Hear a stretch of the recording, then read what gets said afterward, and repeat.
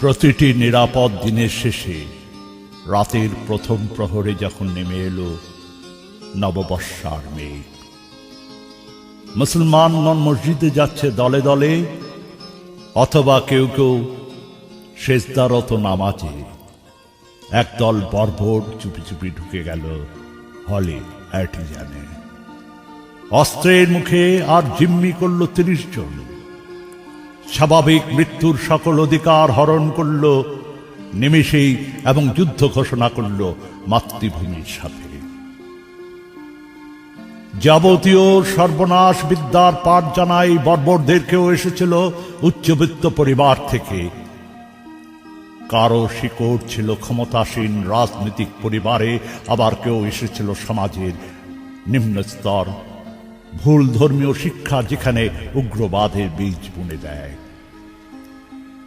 ধ্বংসের ঝাপটা প্লাবন তুলে রক্তের ঘোষণা করল আমাদের দেশটা নিরাপদ নয় আর। এবং যেহেতু সন্ত্রাসবাদের কোনো ভৌগোলিক সীমারেখা নেই, মহাপ্রলয়ের মৃত্যু ছড়িয়ে দিয়েছিল।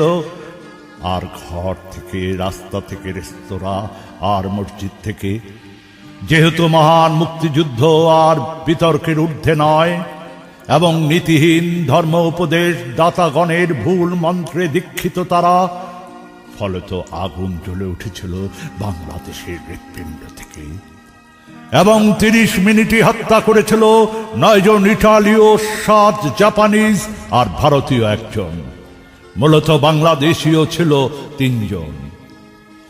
আতঙ্ক দৃশ্য কিছুক্ষণ প্রচার হয়েছিল টেলিভিশনে, যদিও পরদিন দুপুর থেকে ক্রমাগত। কেননা প্রতিরোধ করতে আসা বাহিনীর ২ জন অফিসারও প্রাণ দিয়েছিল বুলেটের বিষে, ফলত লাইভ টেলিকাস্ট বন্ধ রেখেছিল টেলিভিশন। যদিও খবর ছড়িয়েছিল মুহূর্তে, গুলশান থেকে গণভবনে, গণভবন থেকে পত্রিকা অফিস, পত্রিকা অফিস থেকে যৌন প্রসারণীর বার, বার থেকে টেলিভিশন ভবন, আর টেলিভিশন হয়ে সমগ্র বাংলাদেশ। তবে মৃত্যুর অজস্র সুনামি ঢেউ ভবনটিকে গ্রাস করে নিয়েছিল মুহূর্তেই। সে রাতে মা কাঁদছিল মেয়ের জন্য, বাবা একমাত্র ছেলের জন্য, ভাই কাঁদছিল বোনের জন্য। অনেক কোলাহল, হাহাকার আর উৎকণ্ঠা মেখে, আর পুরো দেশ কাঁদছিল, ভাবছিল। স্বাভাবিক সব পরিকল্পনা ভেসে যাচ্ছিল যখন, আর জীবন মৃত্যুর দোলাচলে কাটছিল অপেক্ষার প্রহর। নিরাপত্তা বিশ্লেষকদের একজন টক শোতে জানালেন, সেনা অভিযানই একমাত্র বিকল্প জিম্মি মুক্তির।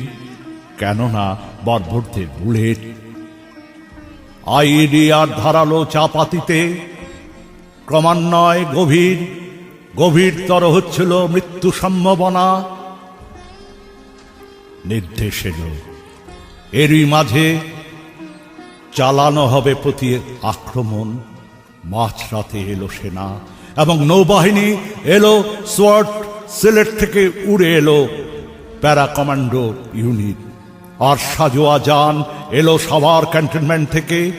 এবং রাতেই পরিকল্পনা হলো অপারেশন থান্ডারবোল্ট। আর্টিজান বেকারি থেকে আত্মঘাতী ঘাতকেরা তাচ্ছিল্য দেখায় তবু স্বাধীনতা এবং সার্বভৌমত্বকে। আর সীমাহীন ধৃষ্টতায় মুক্তি চেয়েছিল জঙ্গি নেতা খালেদ সাইফুল্লাহ এবং মানবতা বিরোধী অপরাধের দায় অভিযুক্তদের। সুসজ্জিত সাজোয়া যান আর প্রশিক্ষিত কমান্ডো ৭:৪০ এগিয়ে গেল অবশেষে হলি আর্টিজান আর ৭৯ নম্বর সড়কের দখল নিতে আসা জঙ্গিদের লক্ষ্য করে। আর ১ ঘন্টার অভিযানে মারা গেল ৫ জঙ্গি, ধরা পড়ল ১ জন, যদিও রাতেই হত্যা করেছিল ২২ জন। তবে প্রকৃত ব্যাপার হলো, কয়েক ঘন্টার হত্যাযজ্ঞ আর ত্রাসের বিনিময় পুরো দেশে রোপণ করতে চেয়েছিল অস্থিরতার সারমর্ম।